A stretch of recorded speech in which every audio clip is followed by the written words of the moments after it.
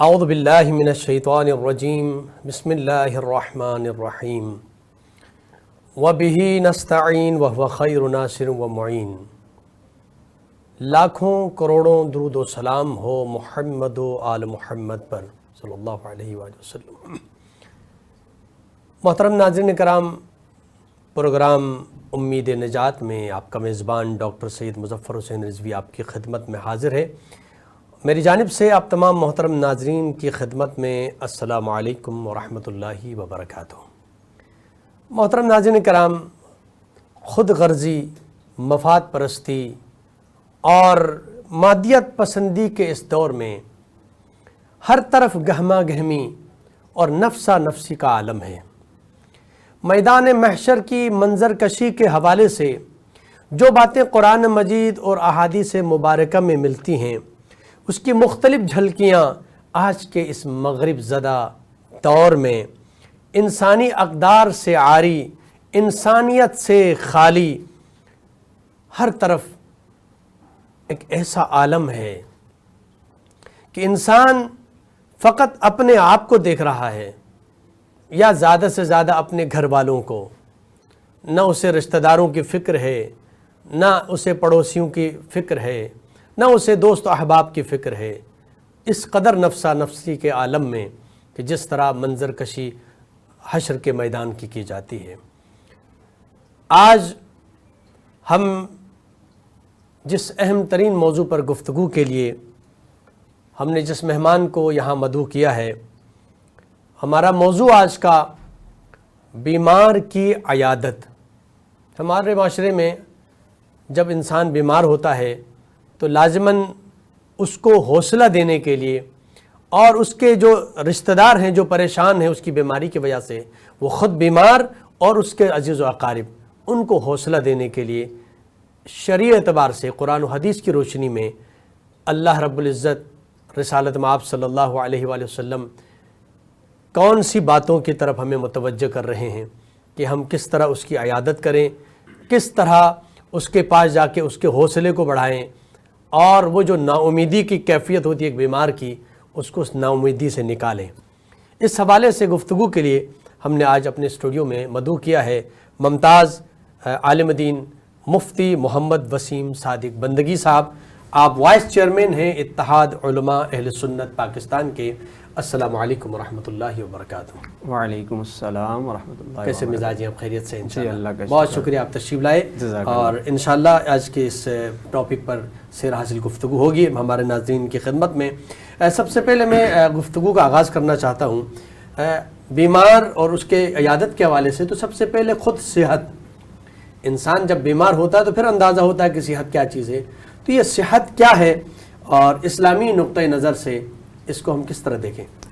بسم اللہ الرحمن الرحیم۔ ڈاکٹر صاحب بہت شکریہ آپ کا کہ آپ نے موقع عنایت کیا، اور اسلامی نقطۂ نظر سے آج ہم صحت اور حفظان صحت کے اصول، اور پھر بیماری اور عیادت، ان تمام چیزوں پر گفتگو کرنے کی کوشش کریں گے۔ ڈاکٹر صاحب بات یہ ہے، جیسے آپ نے سوال کیا صحت کے حوالے سے، تو صحت بنیادی طور پر اللہ تعالیٰ کی ایک بہت بڑی نعمت ہے۔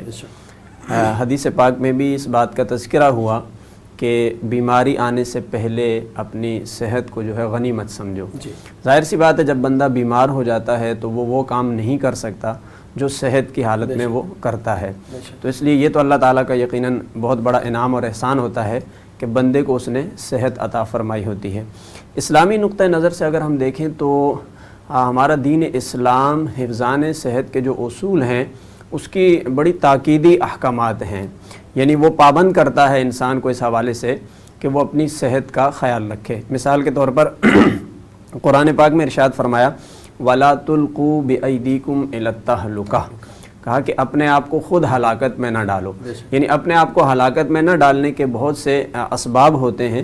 اس میں سے ایک یہ بھی ہے کہ کوئی ایسا کام نہ کرو جس سے تم اپنی جان کو خطرے میں ڈالو، یا بعض مفسرین فقہا یہ بھی کہتے ہیں اس طرح کی غذائیں استعمال نہ کرو، اس طرح کی چیزیں نہ کھاؤ کہ جس سے تمہاری صحت کو نقصان پہنچتا ہو۔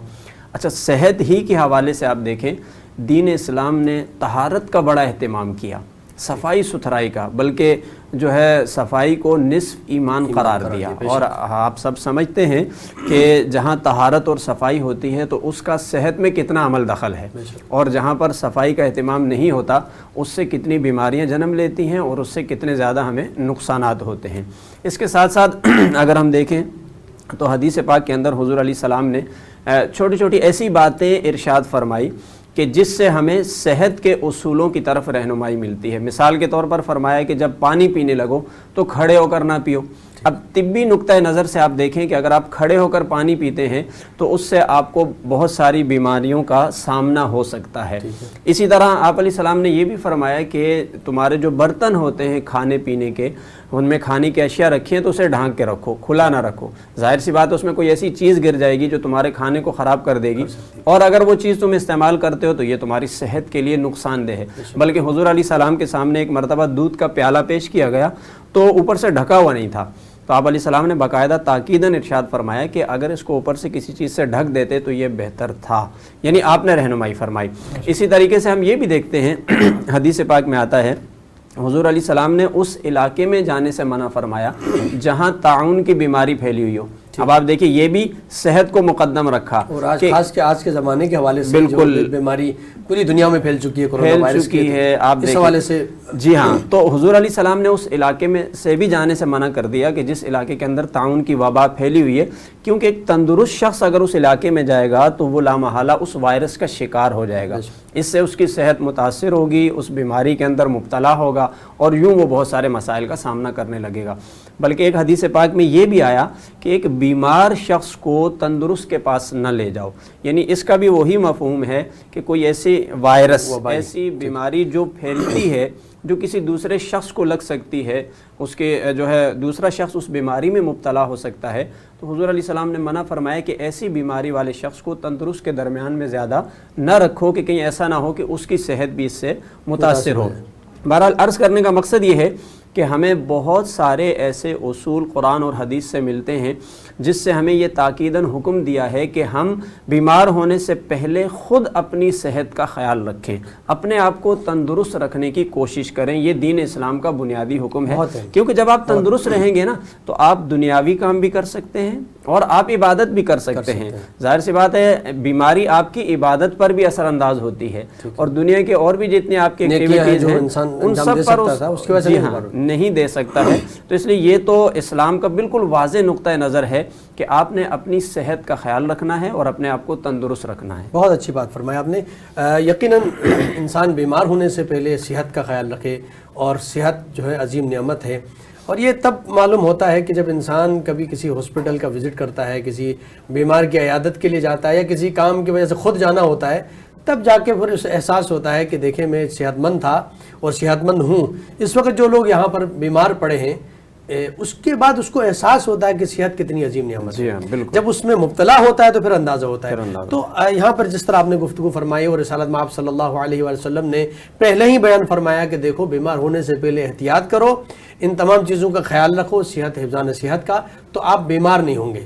اچھا بات یہ ہے کہ قرآن مجید فرقان حمید میں آیت ہے سورہ شورى کے اندر، بسم اللہ الرحمن الرحیم، وما اصابکم من مصیبت فبما کسبت ایدیکم ویعفو عن کثیر، کہ یہاں پر جو جس طرف متوجہ کیا جا رہا ہے کہ یہ جو بیمار ہے انسان، وہ اپنے ہاتھوں کے وجہ سے، یعنی اپنے ہاتھوں سے اپنے آپ کو بیمار کرتا ہے، یعنی اپنے کیے ہوئے اعمال کی وجہ سے انسان اپنے آپ کو بیماری میں مبتلا کرتا ہے۔ تو ایک تو یہ بات ثابت ہو رہی ہے کہ انسان خود بیمار نہیں ہوتا ہے، بلکہ وہ اس کے کام ایسے ہوتے ہیں یا کوئی حفظان صحت کا خیال نہیں رکھتا ہے جس کی وجہ سے وہ بیمار ہوتا ہے۔ لیکن دوسری جانب اگر ہم متوجہ ہو جائیں تو ایک دفعہ انسان بیمار ہوتا ہے، اس کو ہم کہتے ہیں کہ بیماری اللہ کی طرف سے ہے، ٹھیک ہے، اور بیماری اگر اللہ کی طرف سے ہے تو پھر یہ قرآن مجید کی آیت جو بیان کر رہی ہے کہ نہیں، انسان اپنے ہاتھوں سے اپنے آپ کو بیماری میں مبتلا کرتا ہے، تو یہ دو الگ چیزیں ہو گئیں۔ ایک اللہ کی طرف سے بیماری ہوتی ہے، اور دوسری بات جو کہی کہ نہیں، انسان خود اپنے اعمال کی وجہ سے یا اپنے کام کی وجہ سے اپنے آپ کو ہلاکت میں یا بیماری میں مبتلا کرتا ہے۔ اس کی وضاحت کیسے فرمائیں گے؟ ڈاکٹر صاحب، جو آیت آپ نے تلاوت کی اور جس کا ترجمہ اور مفہوم آپ نے بتایا کہ وما اصابکم من مصیبت فبما کسبت ایدیکم ویعفو عن کثیر، اس کا پس منظر یہ ہے کہ بندے پر جب کوئی مصیبت آ جاتی ہے، کوئی پریشانی آ جاتی ہے، تو آیا اس میں اس کا اپنا کتنا قصور ہوتا ہے؟ اب یہ ہیں اصل میں دو چیزیں. ایک ایسا ہوتا ہے کہ آپ پر آنے والی بیماری یا آپ پر آنے والی کوئی بھی تکلیف وہ یا تو بطور آزمائش آپ پر آتی ہے، یا ایسا ہوتا ہے کہ وہ بطور عذاب کا ایک اشارہ سمجھ لیں، ایک بطور وعید سمجھ لیں، آپ کی خطاؤں کی وجہ سے. یہ دو چیزیں ہیں ہمارے سامنے. عام طور پر جو انسان پر زیادہ مصائب آتے ہیں، مصیبتیں آتی ہیں، اس میں اس کا اپنا ایک کردار ہوتا ہے، یعنی اس کی بد اعمالیاں ہوتی ہیں، اس کے گناہ، اس کی کچھ خطائیں، اس کی غلطیاں. اگر بیماری کو جی ہاں، بیماری پر بھی میں بتا رہا ہوں. تو اس کی کچھ ایسی غلطیاں، کوتاہیاں ہوتی ہیں جس کی وجہ سے اس کی کچھ گرفت ہو جاتی ہے اور اس کی پکڑ ہو جاتی ہے، اس پر ایک آزمائش آ جاتی ہے. بیماری بھی انہی اسباب میں سے ایک ہے. بیماری یعنی یا تو بعض دفعہ ایسا ہوتا ہے کہ آپ کی بد پرہیزی کی وجہ سے، جیسے آپ نے کہا کہ آپ نے خود اپنی صحت کا خیال نہیں رکھا، خوراک آپ نے، جیسے آج کل کے زمانے میں تو ایسی بہت سی خوراکیں ایجاد کر دی گئی ہیں، جیسے گٹکا ہے، پان ہے، سگریٹ ہے. یہ وہ چیزیں ہیں کہ جو انسان کی صحت کے لیے انتہائی نقصان دہ ہیں. ٹھیک ہے، میڈیکل پوائنٹ سے بھی آپ دیکھ لیں، ہر لحاظ سے، اور یہ اسلام کے اندر بالکل ناپسندیدہ چیزیں ہیں. ویسے بھی صاحب یہاں پر ایک مختصر بریک کا وقت ہو رہا ہے. ناظرین کرام، ایک مختصر سا بریک کا وقت ہوتا ہے. بریک کے بعد انشاءاللہ دوبارہ آپ کی خدمت میں حاضر ہوتے ہیں.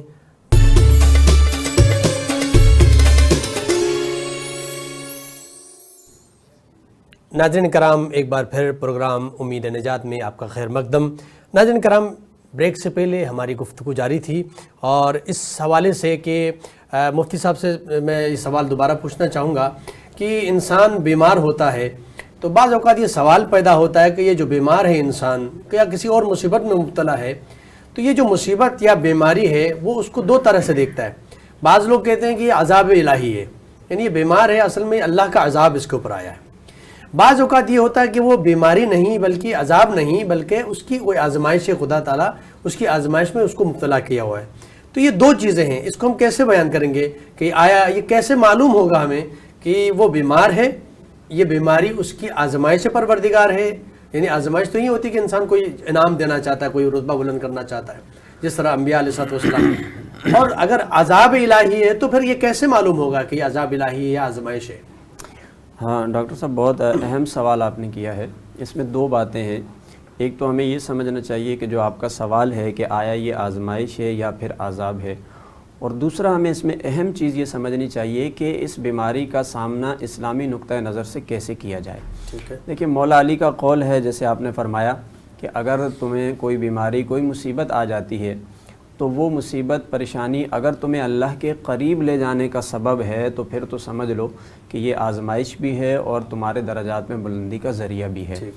اور اگر یہ مصیبت یا یہ بیماری تمہیں اللہ کی بارگاہ سے دور لے جا رہی ہے تو اس کا مطلب ہے کہ تم عذاب الہی کا شکار ہو رہے ہو یا اس کی گرفت میں آ رہے ہو. یہ اتنا آسان فارمولہ بتا دیا کہ ہر انسان پہچان سکتا ہے کہ میں بیمار ہوں تو یہ میری آزمائش ہے یا عذاب الہی. جی ہاں، بہت اچھا فارمولہ ہے. یعنی یہ ایک فارمولہ ہے، ایک پیمانہ ہے، ایک معیار ہے اس بات کو جانچنے کے لیے.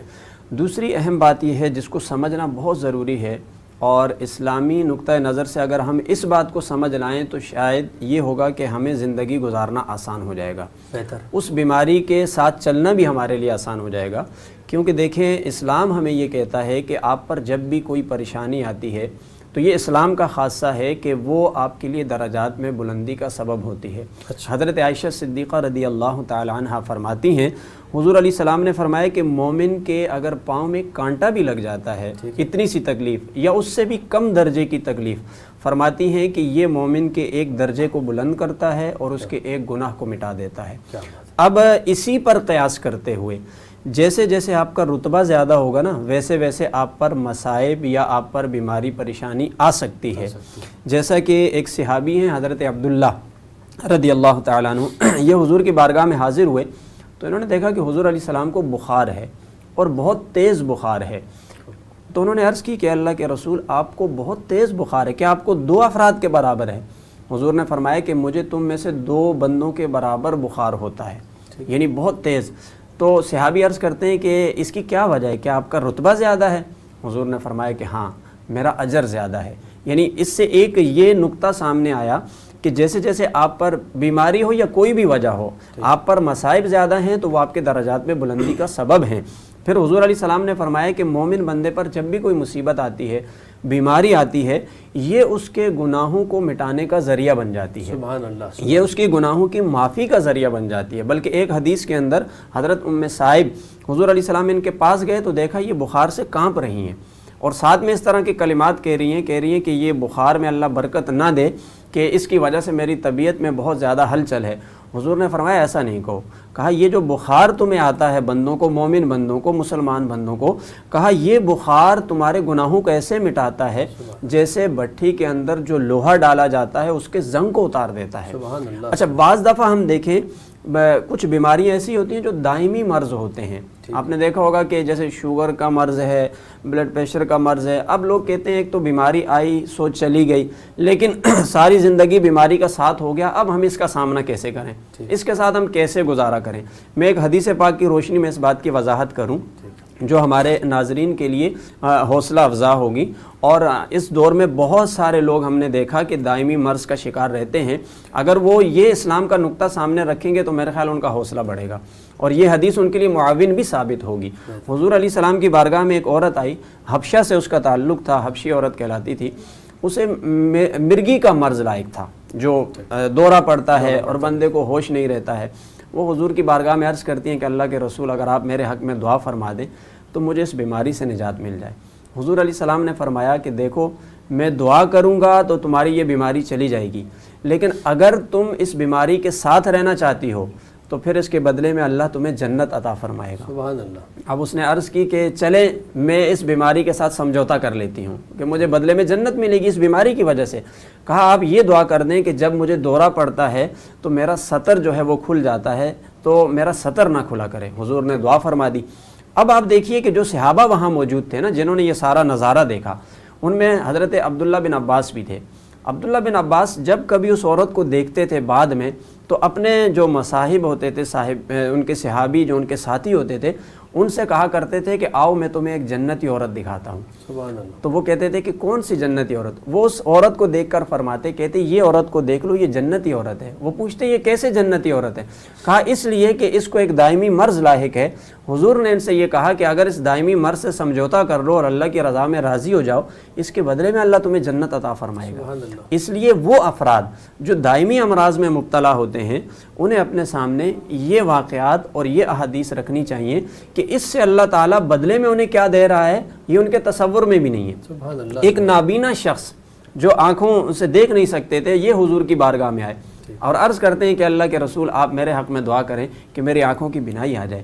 حضور نے فرمایا کہ اگر میں دعا کروں گا تمہیں بینائی مل جائے گی، لیکن اگر تم اس میں اللہ کی رضا میں راضی رہو گے تو اللہ تمہیں بدلے میں جنت عطا فرمائے گا۔ حالانکہ ہمیں ایسے بھی بہت سے واقعات ملتے ہیں کہ حضور کے پاس ایسے لوگ آئے جنہیں بینائی کی ضرورت تھی، حضور نے دعا کی، انہیں بینائی بھی ملی، وہ ایک الگ پہلو تھا، لیکن ساتھ میں یہ بھی سمجھایا کہ اگر تم اللہ کی رضا میں اس بیماری کے ساتھ ہی رہو گے تو یہ تمہارے لیے جنت میں جانے کا سبب بھی بن جائے گی۔ حضرت قتادہ رضی اللہ تعالیٰ عنہ مشہور واقعہ ہے، جنگ احد میں جب ان کے تیر لگ گیا تھا آنکھ کے اندر تو آنکھ کا ڈھیلا باہر آ گیا، وہ ہاتھ میں پکڑے ہوئے حضور کی بارگاہ میں آ جاتے ہیں اور عرض کرتے ہیں کہ اللہ کے رسول آپ جو ہے یہ دیکھیں میں آنکھ سے جو ہے وہ میری آنکھ ضائع ہو گئی ہے۔ اللہ کے نبی نے فرمایا کہ قتادہ اگر تم اسی پہ سمجھوتا کرو تو جنت ملے گی۔ تو وہ عرض کرتے ہیں کہ اللہ کے رسول بے شک جنت اللہ کی نعمتوں میں سے عظیم نعمت ہے، لیکن میں یہ چاہتا ہوں کہ میری بیوی مجھے تانا دے گی، آپ میری آنکھ واپس کریں۔ اللہ کے نبی نے آنکھ کو واپس رکھ کے اپنا لعاب دہن لگا دیا، وہ آنکھ پہلے سے زیادہ خوبصورت ہو گئی۔ اب دونوں طرح کی باتیں ہمارے سامنے موجود ہیں، جہاں اللہ کے نبی نے چاہا تو آنکھ نہ ہوتے ہوئے بھی اس میں بینائی عطا فرما دی، لیکن دوسرا رخ یہ بھی سمجھایا کہ دیکھو اگر کوئی بیماری میں مبتلا ہو، اللہ کی رضا میں راضی رہو گے تو یہ تمہارے لیے درجات میں بلندی کا سبب بھی ہے، یہ جنت کے حصول کا سبب ہوگا۔ بہت بہت بہت شکریہ مفتی محمد وسیم صادق بندگی صاحب، آپ یہاں تشریف لائے اور بہت اچھی گفتگو آپ نے فرمائی۔ محترم ناظرین کرام، آج جو گفتگو مفتی صاحب نے فرمائی ہے اس میں جس بات کی طرف آپ نے اشارہ فرمایا کہ یہ بیماری جس کو ہم ایک مصیبت سمجھتے ہیں، نعوذ باللہ، یہ بیماری مصیبت نہیں ہے، بلکہ یہ بیماری وہ ہے کہ جس سے انسان کے گناہ جو ہیں وہ ختم ہو جاتے ہیں۔ بلکہ ایک روایت کے اندر ہے کہ حشر کے میدان میں انسان کے سامنے جب وہ نیکیاں، بہت ساری نیکیاں ان کے سامنے پیش کی جائیں گی، دکھائی جائیں گی، تو وہ چونک کے کہے گا کہ میں نے اتنے کام، اچھے کام تو کیا نہیں تھا، اتنی ساری نیکیاں کس بات پر مجھے عطا کی گئی ہیں؟ اس وقت آواز قدرت یہ آئے گی کہ وہ جو تو بیمار ہوا تھا اس بیماری کی وجہ سے اللہ رب العزت نے، تم نے بیماری میں الحمدللہ کہا، آپ نے بیماری میں شکوے اور گلا شکوہ نہیں کیا اللہ کی بارگاہ میں، اس کی وجہ سے اللہ تعالیٰ نے آپ کو اتنی ساری نیکیاں عطا فرمائیں۔ تو یہ بیماری جو ہے گناہوں کے ختم ہونے کے لیے اور نیکیوں میں اضافہ کرنے کے لیے بہترین چیز ہے۔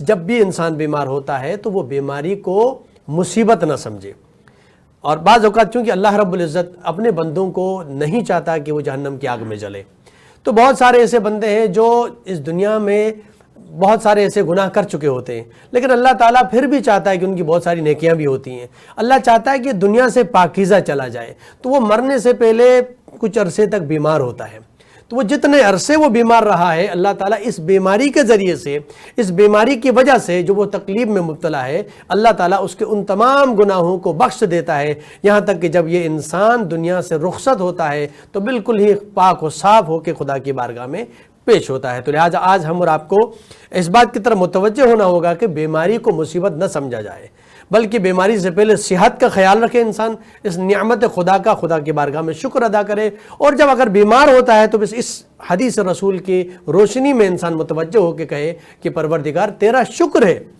اور یہ بھی سوچے کہ یہ جو بیماری مجھے ملی ہے، جس بیماری میں میں مبتلا ہوں، یہ بیماری شاید اس سے بڑھ کے بیماری ہو سکتی تھی، فلاں آدمی کو اس سے بڑی بیماری ہے، فلاں آدمی کو اس سے زیادہ تکلیف ہے، مجھے تو اتنی زیادہ تکلیف نہیں ہے۔ وہ تو ان بیماروں کی طرف متوجہ ہو کے دیکھے ان کو کہ وہ آپ سے زیادہ مریض ہیں، وہ آپ سے زیادہ تکلیف میں ہیں، تو انسان کو ایک حوصلہ ملتا ہے۔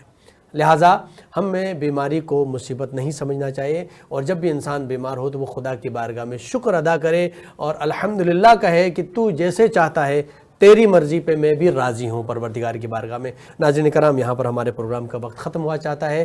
اپنے میزبان ڈاکٹر سید مظفر حسین رضوی کو اجازت دیجیے۔ اللہ نگہبان۔